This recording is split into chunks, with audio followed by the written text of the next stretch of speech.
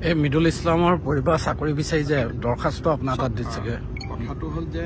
যিকোনো মৃত্যুৱে দুখদায়ক কিন্তু অসম চৰকাৰৰ হাতত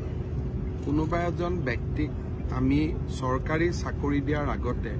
পুলিচৰ অনুসন্ধান আৰু গোটেই ঘটনাটোৰ তদন্ত হ'ব লাগিব তদন্তৰ পিছতহে আমি গম পাম যে মৃত্যুৰ কাৰণ কি কাৰণ ব্যক্তিগৰাকীৰ মৃত্যুৰ কাৰণ এতিয়ালৈকে আইনগতভাৱে এনে মই জানাটো বেলেগ কথা কিন্তু যেতিয়ালৈকে তদন্ত শেষ নহ'ব তেতিয়ালৈকে আইনগতভাৱেতো আমি নুবুজিম যদি পুলিচৰ ভুল আছে তদন্তত ওলাই তেতিয়া নিশ্চয় আমি তেওঁলোকক চৰকাৰী চাকৰি বা ক্ষতিপূৰণ দিব পাৰিম কিন্তু যেতিয়ালৈকে বিষয়টো তদন্ত হৈ থাকিব তেতিয়ালৈকে এই বিষয়ে কমেণ্ট দিয়াটো ঠিক আৰু এটা কথা আছে হাতীয়ে মানুহ মাৰিলে কম্পেনচেশ্যন পায় কিন্তু শেহতীয়াকৈ বন গাহৰিয়ে বিহালীত